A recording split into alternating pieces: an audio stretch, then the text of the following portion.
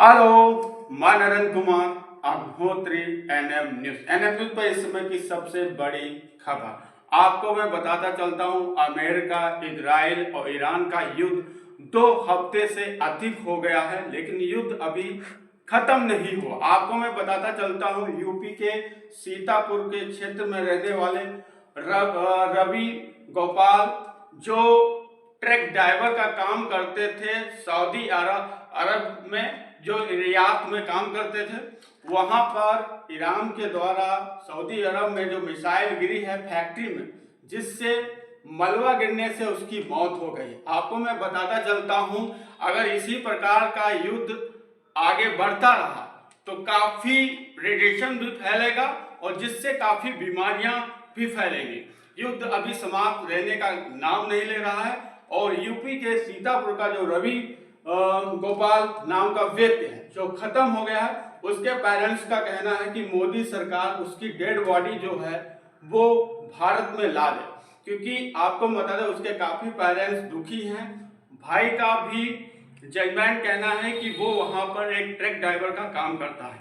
आप देख सकते हैं इजराइल, ईरान, सऊदी अरब में जो सबसे बड़ा धमाका हुआ है 18 मार्च को, वो जो सबसे बड़ा धमाका है फैक्ट्री पे, आप देख सकते हैं पूरी खबर। तो ये कि हमारा छोटा वाला भाई सऊदीया में था, रियाद में। वो वहाँ पर रीमा प्लास्टिक फैक्ट्री में काम करता था। वो जो लोडिंग अनलोडिंग की गाड़ी होती वही चलाता था, जो ट्रक से जो माल आए वही उतारने का उसका काम था। तो 18 तारीख की शाम को लास्ट बार बात हुई थी, उसके बाद बात नहीं हुई है। तो जब बात नहीं हुई तो उसके दोस्तों को फ़ोन लगाया गया तो भी बात नहीं हुई, कि दोस्त को भी फ़ोन नहीं लग रहा था। फिर मॉर्निंग में सुबह 19 तारीख को उसके दोस्त लोग फ़ोन किए कि आप कौन बोल रहे, तो हमने बताया कि मैं उनका बड़ा ला भाई बोल रहा हूँ। तो बोले कि जो रवि गोपाल हैं वो उस दुनिया में नहीं रहे हैं।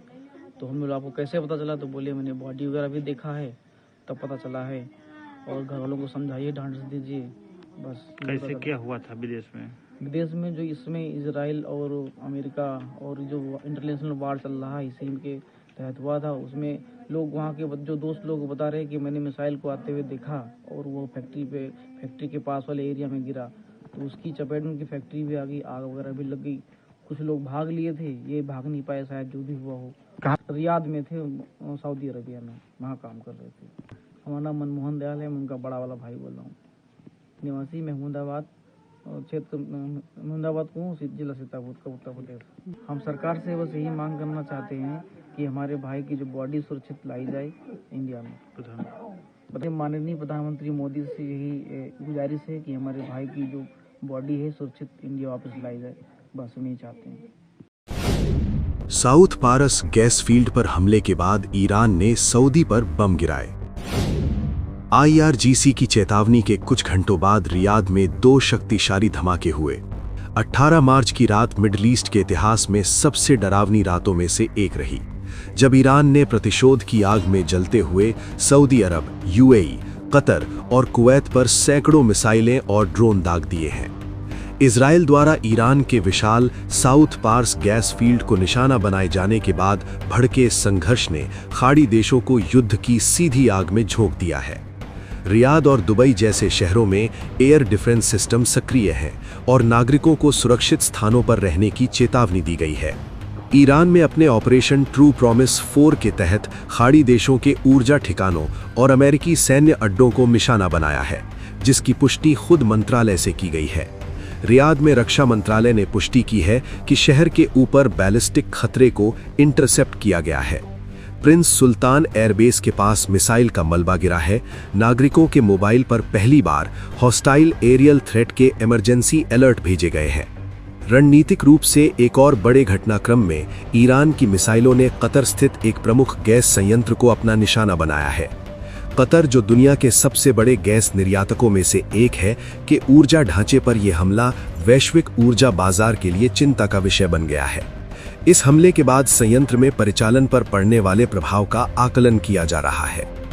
यह हमला उस समय हुआ है जब अमेरिका और इजराइल की सेनाएं ईरान के खिलाफ आक्रामक रुख अपनाए हुए हैं।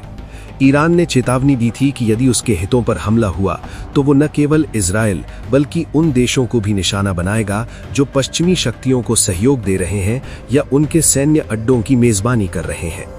रियाद और कतर पर हुए ये हमले इसी जवाबी कार्रवाई का हिस्सा माने जा रहे हैं। खाड़ी देशों में छिड़े इस ताजा संघर्ष ने दुनिया भर की चिंता बढ़ा दी है। ऊर्जा विशेषज्ञों का मानना है कि कतर के गैस संयंत्र और सऊदी अरब जैसे तेल उत्पादक देशों पर हमलों से अंतर्राष्ट्रीय स्तर पर ईंधन की कीमतों में भारी उछाल आ सकता है। वहीं कूटनीतिक स्तर पर इस युद्ध को रोकने की कोशिशें फिलहाल विफल साबित हो रही हैं।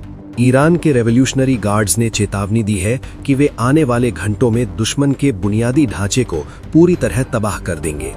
उधर अमेरिकी राष्ट्रपति ट्रंप ने भी संकेत दिए हैं कि यदि हमला नहीं रुका तो अमेरिका सीधे ईरानी धरती पर बड़े बंकर बस्टर बम गिरा सकता है। कुल मिलाकर इस समय दुनिया के कई मुल्क उस दौर में पहुंच चुके हैं जहां एक गलती सर्वनाश करने के लिए काफी है।